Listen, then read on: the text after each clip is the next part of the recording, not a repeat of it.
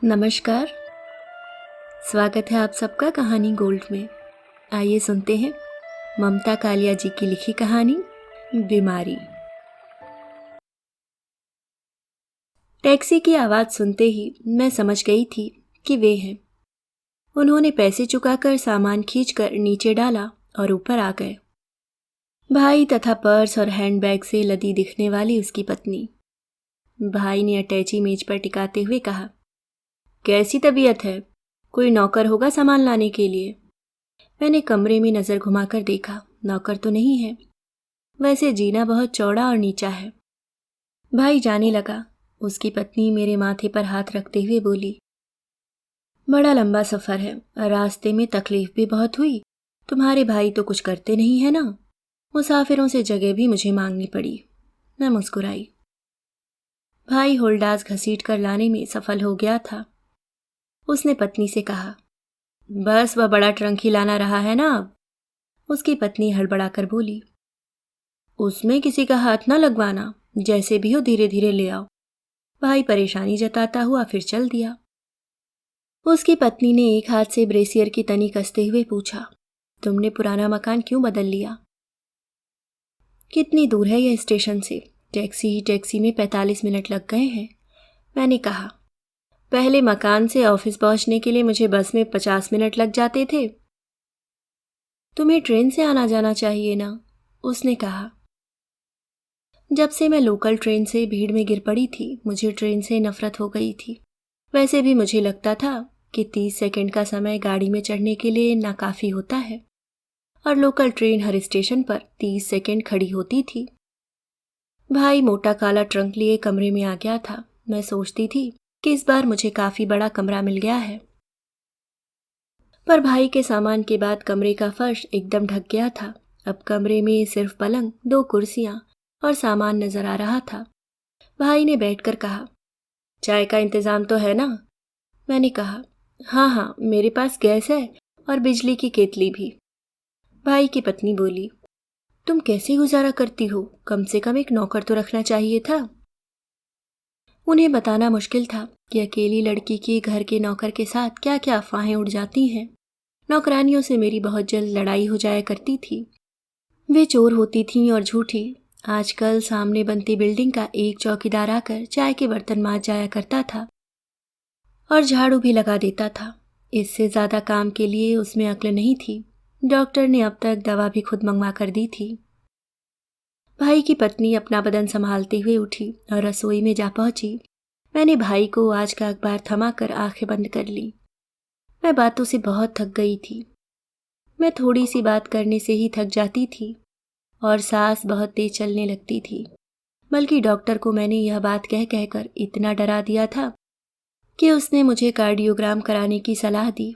Cardiologist की report में ऐसा कुछ डिटेक्ट नहीं हुआ, पर मैं अस्पताल जाकर कार्डियोग्राम कराने में इतना थक गई कि मुझे कई दिनों तक लगता रहा कि रिपोर्ट गलत है। भाई की पत्नी रसोई से परेशान होती हुई आई और भुनभुनाते स्वर में पति से कहा, मैं सारी रसोई ढूंढ चुकी हूँ, न तो चीनी मिलती है न चाय की पत्ती। मैंने कहा, सब चीजें पलंग के नीचे रखी हैं। दूध भी? हाँ, उसका डिब्बा भी नीचे ही रखा है। वह फिर रसोई में घुस गई और थोड़ी देर में ट्रे लेकर आई। वह पलंग पर बैठती हुई बोली, लो भाई, बना लो अपनी अपनी, मैं तो बहुत थक गई। भाई ने चाय के प्याले बना बना कर थमाए। मैंने कहा, मेरे बीमार होने से आपको बहुत तकलीफ हो रही है ना? मेरा बदन बिल्कुल टूट चुका है, नहीं तो खुद उठती। भाई जल्दी जल्दी बोला, नहीं नहीं, यह तो सफ़र की थकान है, वरना दूसरों को तकलीफ देने की तो इसे ज़रा भी आदत नहीं है। भाई ने रैक पर से मेरी एक्सरे की रिपोर्ट और ब्लड, यूरिन और स्टूल टेस्ट की रिपोर्ट उठा ली थी। मैंने कहा, सिर्फ यूरिन रिपोर्ट में शिकायत है। उसकी बीवी ने पूछा, शक्कर तो नहीं है? भाई ने कहा, नहीं, शक्कर नहीं है, पस है। मैंने उसकी पत्नी से कहा, रसोई में डबल रोटी, मक्खन और जैम रखा है, आप चाहें तो ले सकती हैं। उसने कहा, अचार हो तो बता दो। मटरियाँ हैंडबैग में पड़ी हैं। मैंने कहा, मुझे खुद अचार खाए 5-1 साल हो गए हैं। उस दिन मैं सारे समय उसे खाना बनाते और परेशान होते देखती रही। मुझे सिर्फ यह एहसास हो रहा था कि शादी के बाद से लेकर अब तक वह वैसी ही रही, वैसे ही बेसलीका और बेअक्ल।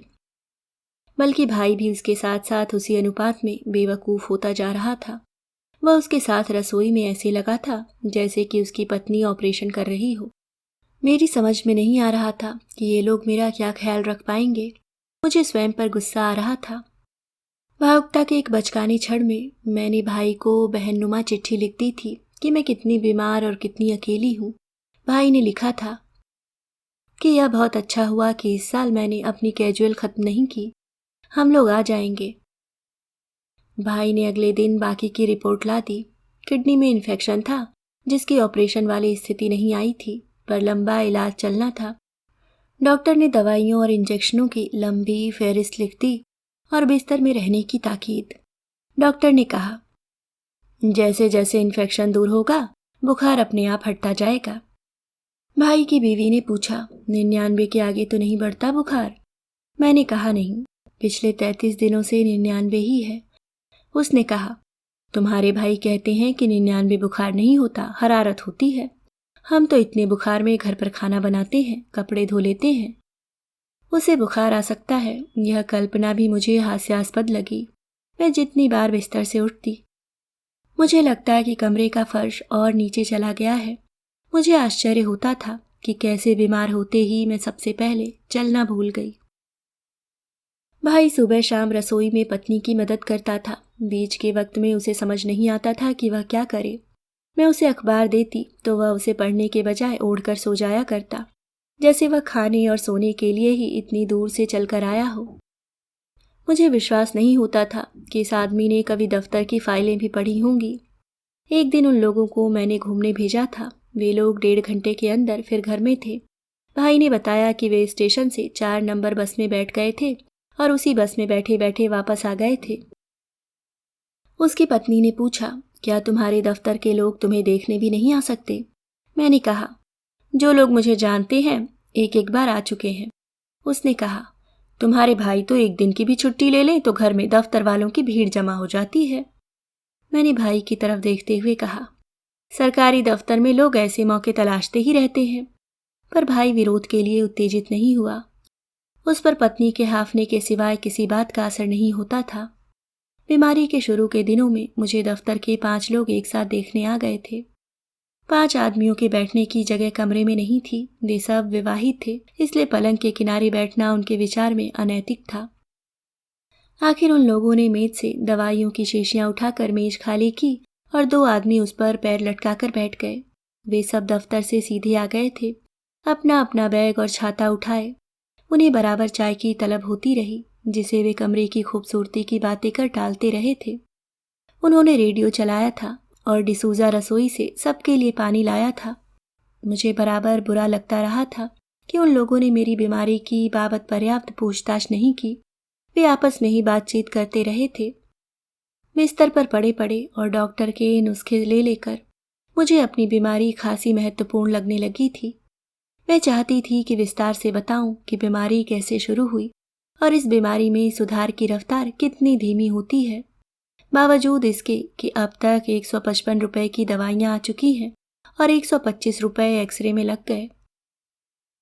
भाई की छुट्टियां खत्म होने वाली थी और वह हर बार डॉक्टर से यह जान लेना चाहता था कि मैं पूरी तरह ठीक कब तक होऊंगी। वह मेरी बीमारी के प्रति काफ़ी जिम्मेदारी महसूस कर रहा था। उसने कहा, अच्छा हो तुम हमारे ही साथ अहमदाबाद चलो, वहाँ इसके साथ तुम्हारा मन भी लग जाएगा। वह अपनी बीवी को हमेशा सर्वनाम से ही संबोधित करता था। मैंने कहा, मन लगना मेरे लिए कोई समस्या नहीं और सफ़र के लायक ताकत मेरे अंदर है भी नहीं। वास्तव में मैं उसकी पत्नी के साथ मन लगाने के सुझाव से ही घबरा गई थी। मुझे यह भी पता था कि मेरी इस बीमारी को वह संदिग्ध समझ रही है। उसके ख्याल में कुंवारेपन में किसी भी प्रकार का इन्फेक्शन होना, चाहे किडनी में ही सही, सरासर दुष्चरित्र होने की निशानी थी। एक वह मुझे सोता समझ यह बात अपने पति से कह रही थी। भाई की अपनी समझ शायद ऐसे मौक़ों पर काम नहीं करती थी। वह चुप ही रहा करता था।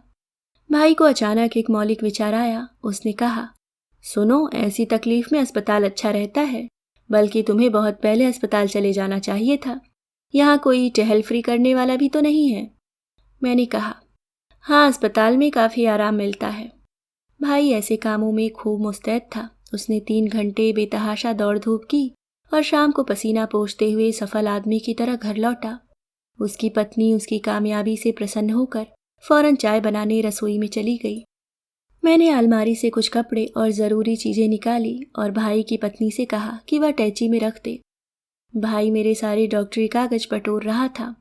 बिस्तर पर लेटे लेटे मैंने देखा कि उसकी पत्नी कपड़ों के बीच बैठी मेरी ब्रेजियर का नंबर पढ़ने की कोशिश कर रही थी।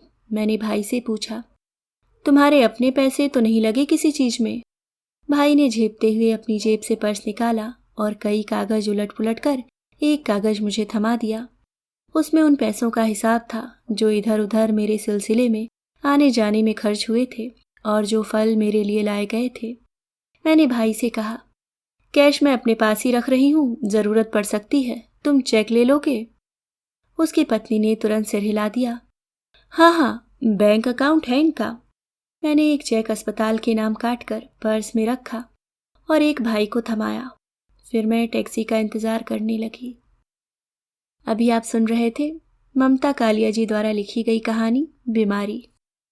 उम्मीद करती हूँ कहानी आपको अच्छी लगी होगी। अगर आप चैनल पे नए हैं तो सब्सक्राइब करना ना भूलें। धन्यवाद।